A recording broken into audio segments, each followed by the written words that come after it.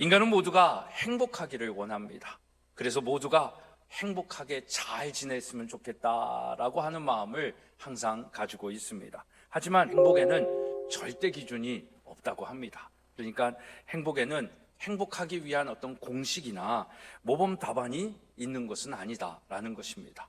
그래서 행복이란 스스로 생각하고 느끼는 정도에 따라 그 행복의 크고 작음이 결정된다라고 얘기를 합니다. 그래서 행복은 어떻게 보면 외부적 환경에 의해서 되어지는 것이 아니라 우리 스스로가 만들어가는 것이다 라고 이야기할 수 있습니다. 그러므로 행복은 소유에 비례하기보다는 행복한 마음과 행동에 비례합니다. 그렇다면 오늘 우리가 행복하기 위해 먼저 생각해야 하는 마음과 행동이 있다면 그것은 무엇일까요? 아마도 감사하는 마음이 아닐까 생각이 되어집니다. 우리 한번 따라 하겠습니다. 행복해서 감사한 것이 아니라 감사하기 때문에 행복하다. 사랑하는 여러분, 행복하기 원하십니까? 그러면 감사하는 자가 되십시오. 유대인의 인생 독본이라고 하는 탈무드에 보면 이런 말씀이 있습니다. 세상에서 가장 지혜로운 사람은 배우는 사람이고 세상에서 가장 행복한 사람은 감사하며 사는 사람이다 라고 합니다. 여러분, 감사의 삶을 통해 이 세상에서 가장 행복한 사람이 되어야 되지 않겠습니까? 이처럼 감사는 우리의 행복한 삶을 주관하고 있다라고도 말씀드릴 수 있습니다. 다시 한번 여러분들을 축복합니다. 새해 행복하기를 원하십니까? 아니면 여러분의 평생이 행복하기를 원하십니까? 그렇다면 감사하면서 사십시오. 그럼 평생 행복한 삶을 살게 될 줄로 믿습니다. 그렇다면 감사는 누가 하는 것일까요? 감사하면서 행복할 수 있는 그 사람은 어떤 사람일까요? 그것은 은혜를 아는 사람입니다. 성경 인물 중에 아마도 복음을 전하다가 가장 많은 고난과 핍박을 당한 사람이 있다면 바울일 것입니다. 바울은 아시아에서 당한 고난이 너무 혹독하고 감당하기 어려워서 살 소망까지 끊어졌으며 마치 마음의 사형 선고를 받은 것과 같다라고까지 고백을 합니다. 하지만 이런 고난보다 바울을 더 힘들고 불편하게 하고 아프게 한 것이 있었는데 그것은 몸에 가지고 있는 가시와 같은 질병이었습니다. 바울은 이 육체의 가시를 인해서 늘 괴롭고 힘들었습니다. 바울이 가진 이 육체의 가시는 안질이다라고도 얘기를 하고 간질이다라고도 얘기를 합니다. 그것이 무엇이든지 바울은 육체의 가시로 많은 고통을 당했으며 무엇보다 이것으로 복음을 전할 때에 조롱받는 이유가 되기도 했습니다. 보통 우리도 복음을 전하다 보면은 비아냥거리고 조롱하는 사람들이 있지 않습니까? 너나 잘하세요 라고도 얘기하고 아픈 너나 건강하세요 라고도 얘기하는 것 같고 그런 조롱을 당할까 생각할 때도 있지 않느냐라는 것입니다. 바울도 그런 생각을 가지고 있었던 것입니다. 그래서 고린도후서 12장에 보면 바울은 이것을 치유해달라고 하나님 앞에 기도합니다. 복음을 더 잘할 수 있도록 이 육체의 가시를 제거해달라고 반복적으로 기도하고 있습니다. 이 기도에 대한 하나님의 응답은 무엇이었습니까? 고린도후서 12장 9절의 말씀을 보면 나에게 이르기를 내 은혜가 너에게 족하다 이는 내 능력이 약한 데서 온전하여 짐이다 라고 말씀하고 있는 것입니다. 바울은 지금 기도 응답을 어떻게 받은 겁니까? 낫게 해주세요, 가시를 좀 없애주세요 라고 했는데 하나님이 No, 아니야 라고 응답하신 것입니다. 너는 그렇게 생각하지만 나는 너의 생각과 다르다라고 얘기하시는 겁니다. 지금 바울이 가시를 없애달라고 하는 이유가 뭡니까? 자신이 불편해서 그렇습니까? 아닙니다. 아파서 것이 싫어서 그렇습니까? 그것도 아닙니다. 오로지 복음을 더 잘 전하고 싶은 그의 열정입니다. 그런데 하나님이 어떻게 대답을 하시는 것입니까? 내 은혜가, 내가 너에게 준 가시가 너에게 족한 거다라고 응답하시는 것입니다. 생각해 보십시오. 가시라는 것이 무엇입니까? 가시는 우리의 생명을 위협하는 존재는 아닙니다. 그냥 사람 몸속에 박혀서 끝없이 괴롭히는 고통을 주는 존재입니다. 아마도 바울은 이 육체의 가시만 해결된다면 자신이 더 하나님의 나라를 위하여 더 많은 일을 할 수 있을 것이라고 생각하며 기도했을 것입니다. 그런데 하나님이 허락해 주시지 않으셨어요. 그리고 그 가시가 내가 너에게 주는 은혜다라고 말씀하시고 그 은혜가 너에게 족하다라고 얘기하는 것입니다. 이 은혜를 모르면 바울이 감사할 수 있을까요? 근데 기도하는 가운데 노라는 거부당하는 기도의 응답을 받았음에도 불구하고 하나님의 마음과 생각을 아니까 그 은혜가 내게 족함을 받아들이는 것입니다. 여러분, 하나님의 은혜를 알게 되고 하나님께서 우리에게 주시는 그 마음과 생각을 알게 되면 우리의 입술의 고백에 변화가 일어나는 것입니다. 그래서 불평과 불만과 우리의 가시를 없애달라고 하는 것이 아니라 그 은혜가 내게 족함을 알고 감사의 고백을 하는 것이죠. 그래서 바울은 이제 가시가 있음에 힘들다고, 어렵다고, 아프다고, 고통스럽다고 불평불만하고 근심걱정하는 것이 아니라 이 가시가 있음에도 불구하고 감사하는 사람이 된 것입니다. 그리고 그 감사하는 삶을 살고 오늘 우리에게 범사에 감사하라, 이것이 그리스도 예수 안에 있는 너희를 향하신 하나님의 뜻이다 라고 말씀하고 있는 것입니다. 그리고 한 걸음 더 나아가서 디모데전서 4장 4절의 말씀을 보면 하나님이 지으신 것이 선함에 감사함으로 받으면 버릴 것이 없다라는 고백까지 하는 거예요.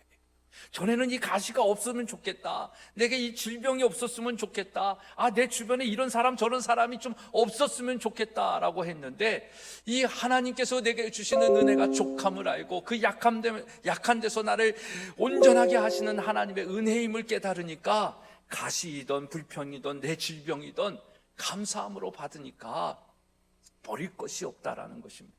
그 모든 것이 하나님의 뜻 안에 있는 것이고 하나님의 목적 안에 있는 것이고 좋은 건 좋은 것대로 나쁜 건 나쁜 것대로 나를 하나님의 사람으로 만들어 가시는 하나님의 뜻하심이요 목적하십니다 라는 것입니다. 여러분, 이 은혜가 여러분들에게 있기를 주님의 이름으로 축복합니다. 이렇게 바울이 삶에 없어지기를 원하는 가시가 있음에도 불구하고 이런 감사의 고백이 가능한 이유는 뭘까요? 내가 가지고 있는 가시에도 하나님의 선하신 뜻이 있다라는 믿음인 거죠. 여러분, 믿음은 하나님의 뜻을 받아들이는 겁니다. 수용하는 거예요.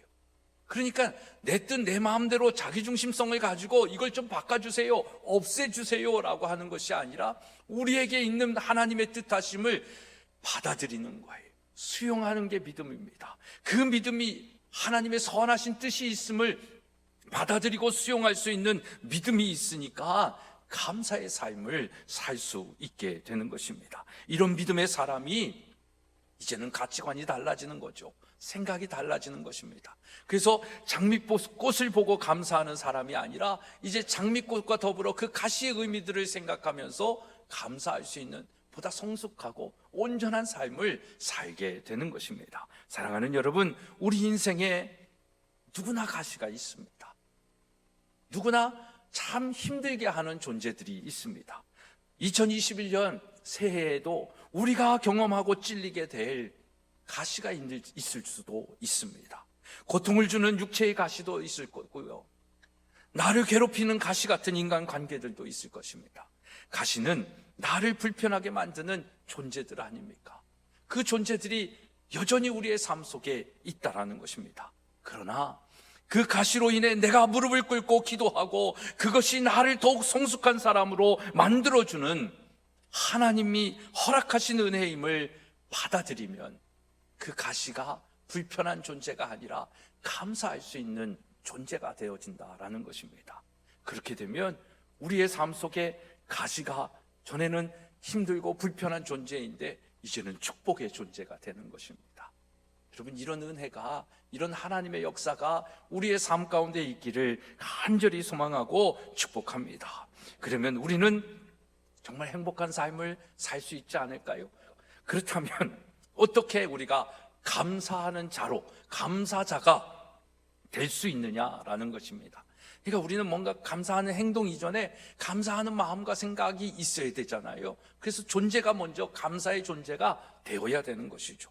무엇보다도 은혜를 알면 진정한 감사자가 될 수 있습니다. 나의 나 된 것은 다 하나님의 은혜임을 알고 믿으면 우리는 이 땅의 모든 상황과 현실 속에 감사할 수가 있습니다. 고린도전서 15장 10절의 말씀 우리 한번 같이 읽어보겠습니다. 시작. 그러나 내가 나 된 것은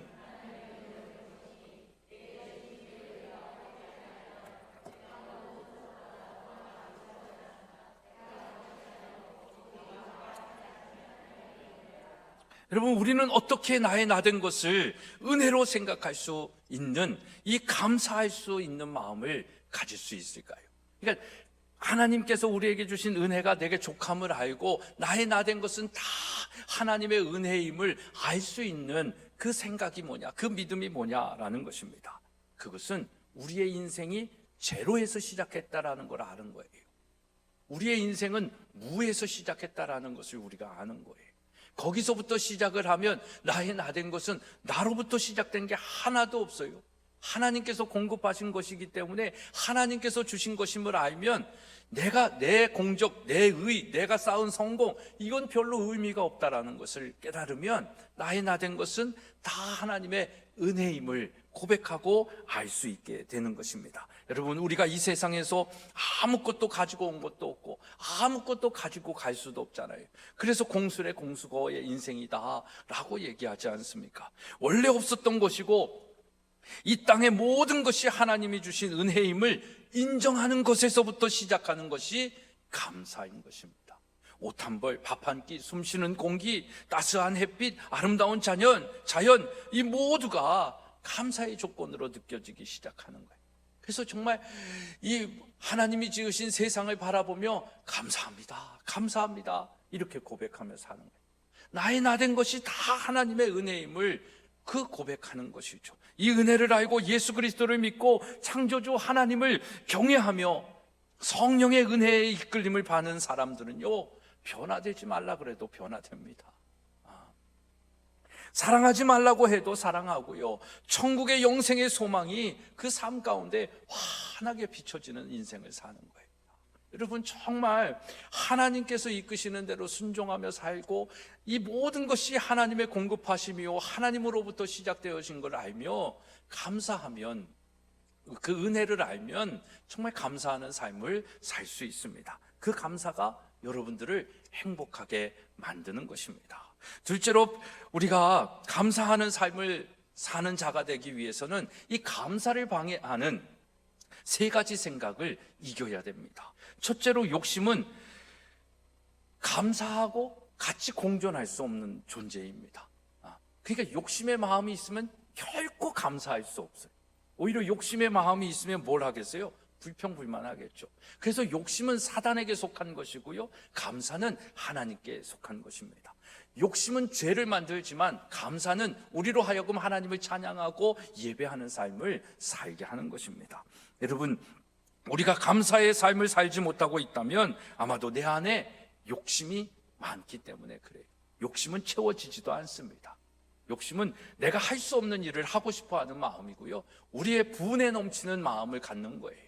그러니까 우리는 피조물로 살아야 되는데 창조줄로, 조물주로 살려고 하는 그 마음이에요. 그러니까 채워질 수가 없는 마음이죠. 내가 조물주가 되지 않는 한은. 그러나 우리는 조물주가 될 수 없잖아요. 그러니까 욕심이라는 마음은 채워질 수가 없는 마음이다라는 겁니다. 이 사람의 욕심은 너무 높아서 하나님조차도 인간의 욕심을 채울 수 없다라는 말이 있습니다. 이처럼 채울 수 없는 것이 인간의 탐욕이고 욕심입니다. 우리가 잘 알고 있는 말씀이죠. 야고보서 1장 15절의 말씀, 욕심이 잉태한 즉 죄를 낳고 죄가 장성한 즉 사망을 낳느니라. 제가 이 말씀을 읽어드릴 때마다 꼭 코멘트를 한 말씀씩 드리잖아요. 죄가 잉태하여 욕심이 생긴 게 아니라고요. 우리의 죄의 마음이 욕심을 품게 한 것이 아니라 욕심의 마음이 죄의 삶을 살게 한다라는 것입니다. 그래서 그 욕심을 가지고 죄의 삶을 사니까 사망에 이를 수밖에 없는 거잖아요. 욕심은 이렇듯 우리의 영혼을 죽이고 이 세상에서 감사하며 행복하게 사는 우리의 삶을 빼앗아가는 나쁜 생각이고 우리 인생의 적입니다. 그래서 이겨야 할 마음이고 생각입니다. 이 욕심을 이기는 방법은 뭘까요? 자족의 은혜를 아는 것입니다. 빌립보서 4장 11절로 13절의 말씀, 우리가 너무나도 잘 아는 말씀이죠. 한번 읽겠습니다. 시작. 내가 궁핍함으로 말하는 것이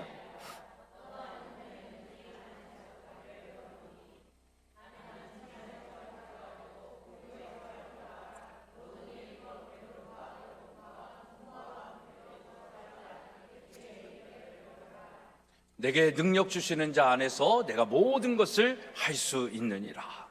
여러분, 이 말씀에 보면 바울은 나는 무엇을 배웠다? 자족하는, 스스로 만족하는 은혜를 배웠다라는 것입니다. 그랬더니 비천에도 처할 줄 알고 풍부에도 처할 줄 안다라는 겁니다. 그러니까 어떤 상황과 형편에서도 나는 하나님의 은혜를 누리며 사는 그 감사의 마음을 가지고 있다라는 것입니다. 그 일체의 비결을 배우고 알았더니 이 자족의 은혜를 아는 자가 되어서 내게 능력 주시는 자, 그분이 누굽니까? 내게 은혜를 주시는 것이죠. 어떤 상황과 형편에서도 모든 하나님의 선한 일을 하게끔 하시는 그 하나님, 내게 능력 주시는 자 안에서 내가 모든 것을 다 할 수 있는 자가 되었다라는 것입니다. 그러니까 우리는 4장 13절만 좋아해요. 내게 능력 주시는 자 안에서 모든 것을 할 수 있다. 그래서 할 수 있다, 하면 된다, 한번 해보자, 이런 도전도 하잖아요. 할 수 있죠, 하면 되죠. 또 한번 해보는 그 도전의식이 좋지요. 그러나 그것이 내 삶의 열매가 되고 은혜가 되려면 뭘 해야 되는 거예요? 자족의 은혜를 알아야 되는 거예요. 모든 것을 하나님이 채워주시고 내게 은혜가 족함을 아는 이 자족의 은혜를 아는 사람이 하나님께서 사용하시는 사입니다. 그 사람은 무엇을 하든지 형통하게 되는 것입니다.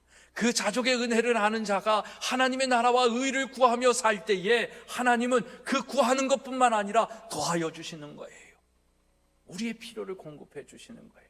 형통의 축복이 여기에 있는 것입니다. 여러분, 이 자족의 은혜를 알아 우리 안에 있는 탐욕, 이 욕심을 버리고 능치 못함이 없는, 능치 못할 일이 없는 그런 능력 있는 그리스도인으로 살아가시기를 주님의 이름으로 축복합니다. 또 하나의 감사의 적은 뭐다? 비교의식입니다. 비교의식은 욕심의 또 다른 모습일 수도 있습니다. 여러분, 비교는 인간이 선택할 수 있는 가장 어리석은 생각 중에 하나입니다. 그래서 미련한 사람은 미련하여 상대적 행복을 추구하면서 살죠. 이런 사람은 남이 나보다 하나라도 더 가지면 배가 아픈 거예요.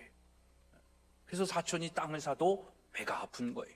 내가 가지고 있는 것이 하나님의 은혜가 족함을 알면 남이 가지고 있는 걸 축복할 수 있죠. 남이 잘 되는 걸 박수 쳐줄 수 있죠. 이게 하나님의 창조의 세계거든요. 이게 에덴의 모습이거든요. 근데 타락하여 욕심이 들어오니까 자꾸 비교하는 겁니다. 비교의식 속에서 나보다 하나라도 더 맞으면 속이 상한 거예요. 애도 속이 상하지만 누구도 속이 상해요? 엄마들도 속이 상하는 거예요. 그러니까 99점을 맞아도 넌 100점도 못 받냐라고 뭐라 그럴 수 있는 거고요. 그게 다 비교의식 속에서 살고 있기 때문에 행복할래야 행복할 수가 없는 마음인 것입니다. 그러니 사랑하지도 못하고 미워할 수밖에 없는 거예요. 이기지 못하지만 이긴다고 해도 행복하지도 않고 만족도 없는 것이 이 땅의 생각입니다. 비교의식 속에 사는 사람들의 모습이죠. 그래서 비교의식은 우리를 불행하게 만드는 겁니다. 이 비교의식을 이기는 방법은 뭘까요? 절대적 감사를 아는 거예요. 절대적 감사는 여러분 누구입니까? 바로 예수 그리스도시죠. 예수 그리스도께서 이 땅에 오셔서 우리에게 행하신 그 사랑은 절대적 감사합니다. 비교할 사랑이 아니에요. 비교할 대상도 없어요. 나를 위하여 이 땅에 오셔서 내 죄값을 치르시고 죽으시고 나를 또 영화롭게 하시기 위하여 부활하시고 승천하신 그 예수 그리스도, 그 예수 그리스도를 알고 믿기만 하면 더 이상 이 세상을 비교할 대상이 없어요. 그 큰 사랑을 받았는데 바다를 먹물 삼고 이 하늘을 종이 삼아서 쓸 수 없는 사랑이 하나님의 사랑인데 어디 비교할 사랑이 있겠습니까? 여러분, 예수 그리스도의 사랑이 여러분들에게 그 절대적 감사의 대상이 되어지기를 주님의 이름으로 축복합니다. 이 감사를 아는 자는 절대 비교의식 속에 살지 않습니다. 그래서 우리는 상대적 행복을 쫓지 아니하고 절대적 감사로 살아가는 겁니다. 그 감사의 삶이 저와 여러분의 삶이 되어서 행복한 우리의 인생이 되어지기를 축복합니다. 또 다른 감사자로 사는 삶의 적은 뭡니까? 바로 염려의 마음이죠. 믿음 없음의 반대말이 바로 이 염려입니다. 염려는 믿음이 없을 때 생겨지는 생각이잖아요. 믿음이 있으면 절대 걱정하지 않습니다. 염려하지 않습니다. 애들이 물가에 들어가기를 겁내하는 아이들이 있어요. 혼자 들어가라 그러면 겁납니다. 근데 아빠랑 같이 들어가면 발을 담글 수도 있고 물에 들어가서 물놀이의 즐거움을 느낄 수가 있는 거예요. 염려하는 마음이 있으면 불안합니다. 걱정합니다. 근심할 수밖에 없습니다. 근데 믿음이 있으면 염려하지 않아요. 왜? 내가 하는 게 아니라 하나님이 하시는 걸 알기 때문에. 믿음이 있으면 그 걱정하지 않아요. 하나님께서 날마다 우리와 함께 하시는 거예요. 그래서 우리가 성경을 읽는, 요즘 성경을 읽는 이 통큰 통독에서 강조하는 우리 그리스도인이 받는 가장 큰 복음보다라고 얘기해요. 하나님이 함께 하시는 복이거든요. 그러니까 우리는 이 땅에 살아가면서 어떤 존재로 살아가야 되냐면 하나님이 함께 하실 수 있는 존재로 살아가야 되는 거예요. 그 존재가 뭘까요? 하나님이 함께 하시는 사람을 함께 하시려면 우리는 죄가 없어야 되는 거예요. 왜? 하나님이 죄가 없으신 존재이기 때문에, 거룩하신 존재이기 때문에. 그래서 우리는 이 땅에 구별됨으로 살아가는 거예요. 그러니까 하나님이 함께 하시면 복이 임하는 거예요. 그 복을 우리는 받아야 되죠. 그 복을 받으면 뭐가 해결이 되는 거예요. 무엇을 먹을까? 무엇을 입을까? 무엇을 어디서 살까? 내 미래는 어떻게 될까? 이걸 걱정하고 염려하며 살지 않아요. 하나님이 함께 하시면 여호와 이레의 복으로 함께 하시죠. 여호와 니시의 복으로 함께 하시죠. 하나님께서 우리를 통하여 예비하고 계획하신 그 모든 것들을 공급하시는 거예요. 근데 우리는 그걸 누리면 되는데 누리지 못하는 이유가 뭐예요? 믿음이 없어서 그래요. 그러니까 염려하고 근심하고 걱정하는 거예요. 먼저 그의 나라와 그의 의를 구하라, 이 모든 것을 너에게 더하여 주시라는 이 예수님의 말씀도 결국은 뭐예요? 사람들이 돈에 대하여 염려하는 거예요. 일상의 생각 속에 돈이 없으면 무엇을 먹어야 될지, 무엇을 입어야 될지, 어디서 살아야 될지, 이걸 염려하고 근심하는 거예요. 그러니까 예수님이 말씀하시는 거예요. 그런 너희들의 염려와 근심의 생각으로 뭐 바꿀 수 있는 게 있냐? 키라도 한 자 자라게 할 수 있느냐? 그러지 마라. 그러지 말고 그런 생각보다 먼저 하나님의 나라와 하나님의 의를 구해라. 하나님의 나라의 회복을 위하여 네가 무엇을 해야 할지를 생각해라. 하나님의 선하신 뜻이 무엇인지를 분별하고 그것을 지켜 행하는 믿음의 삶을 살아라. 너희가 구해야 할 것은 이거지, 땅의 소유와 땅의 성공과 땅의 가치들을 위해서 할 것이 아니다. 그런 것들은 먼저 그의 나라와 그의 의를 구하며 살았을 때, 하나님의 나라와 영광을 위하여 살기만 하면 더하여 주시는 것들이야. 그러니까 염려하지 마. 내일 일은 내일 일이야. 여러분, 내일이라는 시간은요, 우리의 손에 잡히지 않는 시간이에요. 내일이라는 시간은 우리가 언제 맞닥뜨리는 시간이에요? 오늘이라는 시간이잖아요. 그러니까 내일은 없어요. 근데 우리는 내일 미래에 대한 염려와 근심 때문에 오늘을 염려하며 오늘 하나님 앞에 정직하고 순전한 주의 백성으로 살아야 할 것들을 정작 살지는 않아요. 전전긍긍하며 어떡하지 미래에 대한 그 걱정으로 오늘 우리에게 맡겨진 일들을 성실하고 진실하고 충성되이 살지는 않아요. 그런데 미래가 있겠냐고요? 없지요.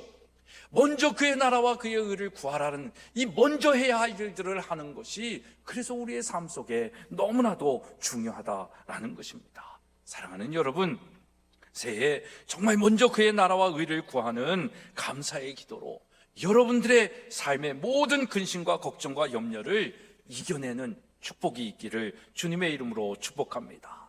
마지막으로 감사하는 자의 삶을 사는 방법은 감사의 삶을 연습해야 하는 것이에요. 뭐 감사해야 된다라는 생각을 모르는 사람은 없지요. 그런 사람들은 정말 미련한 사람이겠죠. 누구나 감사에 대하여 말할 수 있습니다. 그러나 아무나 감사하며 사는 것은 아닌 것 같아요. 감사도 훈련이 그래서 필요하고 연습이 필요한 것입니다. 그래서 우리가 살아가면서 감사합니다, 감사합니다 훈련하는 것, 연습도 필요한 것이죠. 어떤 상황 속에서도의 감사는 그래서 평소에 감사하는 훈련이 되고 연습이 된 사람들이 정말 아픈 상황 속에서도, 고통 상황 속에서도, 이 코로나 팬데믹 속에서도 감사하며 살아갈 수 있는 거예요. 작은 것 하나에 감사하지 못한 사람들이 이 큰 어려움을 당했을 때 감사할 수 있을까요? 절대 그럴 수 없습니다. 그런 사람들은 정말 걱정과 근심과 두려움, 팬데믹, 이 코로나에 감염되면 어떡하지 하면서 살아갈 수밖에 없어요. 그러나 정말 작은 것 하나에 감사하면서 살았던 사람들은 코로나 상황 속을 잘 방역도 하고 감염에 조심도 하지만 이 상황 속에서 하나님께서 주시는 은혜를 찾고 구하는 거죠. 그리고 그 속에서도 감사하는 것이죠. 그래서 감사는 훈련이 필요하고 연습이 필요한 것입니다. 바울도 디모데전서 4장 7절에 망령되고 허탄한 신화를 버리고 경건에 이르도록 너 자신을 연단하라 라고 말씀하고 있습니다. 연단하라는 말은 뭐예요? 훈련하라는 것이죠. 여러분, 범사에 감사하는 삶이 잘 되지 않습니다. 쉽지 않습니다. 그래서 범사에 감사할 수 있는 우리의 삶의 고백이 우리의 말과 행동으로 표현되어야 되고 훈련되어야 되는 겁니다. 그래서 우리는 감사의 훈련을 이 말로 표현하고 행동으로 표현하는 것을 훈련해야 됩니다. 표현하지 않은 사랑은 사랑이 아니다 라는 말이 있듯이 표현하지 않은 감사는 감사가 아닙니다. 종종 하나님이 마음을 주실 때가 있어요. 누군가에게 마음을 표현하라고, 누군가를 도우라고, 그래서 그걸 도와요. 또 그걸 표현해요. 그런데 별로 그 감사의 마음들이, 물론 저한테 뭐 감사해야 된다라는 걸 떠나서 그걸 했을 때 그것들이 표현이 되어지지 않을 때가 있어요. 그럼 뭔가 또 주고 싶을 마음이 있다가도 이렇게 머뭇거릴 때가 있거든요. 그런 저의 모습을 생각하면서 그런 표현 안 한 사람들을 떠나가지고 하나님을 생각한 거죠. 아, 그렇구나. 내가 하나님 앞에 이 작은 것 하나, 모든 순간순간 하나, 가시에도 감사할 수 있는 이 마음이 없으면 하나님이 그 은혜가 족함을 모르는 저에게 더 주시질 않겠구나 라는 생각을 하는 거예요. 그러니까 우리의 모든 상황 속에서 감사할 때 아유 기특해라, 아유 이뻐라 이러면서 우리가 더 줄 수 있고 더 챙겨줄 수도 있는데, 그걸 하나님 앞에 감사하지 않으면 넌 좀 더 훈련이 필요하겠구나, 저기 가서 시험 좀 더, 테스트 좀 더 통과하고 와 라고 하는 거고. 그러니까 감사를 잘하면요, 그런 우리의 테스트 과정도 그냥 통과할 수 있지 않을까라는 생각도 해봅니다. 그러니까 감사는 우리의 훈련이 되어져야 한다라는 이유가 그 감사 속에서 더 큰 하나님의 은혜를 누릴 수 있는 방법이기 때문이다라는 것입니다. 여러분, 감사할 때 더 많은 것을 받을 수 있고 누릴 수 있습니다. 그렇다면 감사하지 못할 이유가 없지요. 그렇다면 조금 불편해도 감사해야죠. 또 훈련해야지요. 또 그 훈련을 통해서 그 감사가 내 삶의 습관이 되도록 만들어야죠. 그러면 그 습관이 우리에게 뭐가 된다? 인격이 되는 거예요. 사랑하는 여러분, 감사의 표현은 내게 주신 은혜를 기억하고 있음을 나타내는 것입니다. 그래서 우리는 날마다 감사하면서 하나님을 기억하는 거죠. 하나님의 은혜를 높여드리는 거죠. 그게 뭐예요? 예배인 것입니다.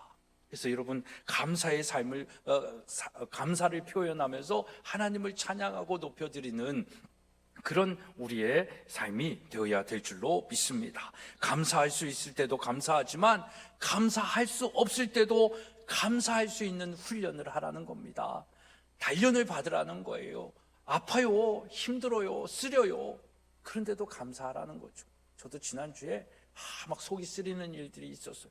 막 억울한 일들도 있고 막 답답한 일들도 있었어요. 근데 그거 가지고 뭐 누구를 뭐 어떻다 저떻다 이게 아니라 그냥 그것도 내가 또 감당해야지. 감당할 수 있으니까 하나님이 허락하셨겠지. 이렇게 그냥 받아들이는 거예요.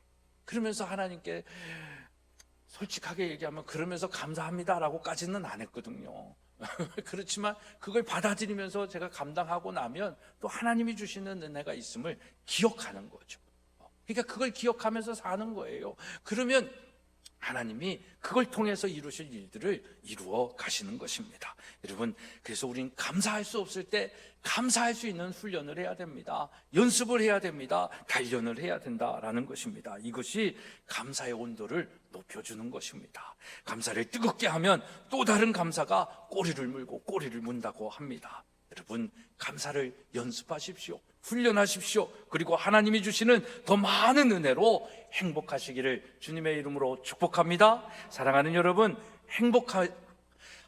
행복해서 감사하는 것이 아니라 감사하기 때문에 행복하다라고 우리가 아까 함께 외치지 않았습니까? 감사하며 사는 하루하루가 우리를 행복하게 할 것입니다. 지금 우리의 삶의 형편이 어떤 상황일지라도 감사하십시오. 그러면 하루하루가 행복할 것입니다. 노래는 부를 때까지 노래가 아니며 종은 울릴 때까지 종이 아니고 사랑은 표현할 때까지 사랑이 아니며 축복은 감사할 때까지 축복이 아니라는 말이 있습니다. 감사로 우리에게 주신 축복을 누리며 행복한 삶을 살아야 하지 않겠습니까? 2021년 그런 행복한 삶을 위해서 우리가 먼저 해야 할 일, 그건 뭐다? 감사라는 것입니다. 여러분, 정말 감사로 2021년이 여러분들에게 행복한 한 해가 되어지기를 주님의 이름으로 축복합니다.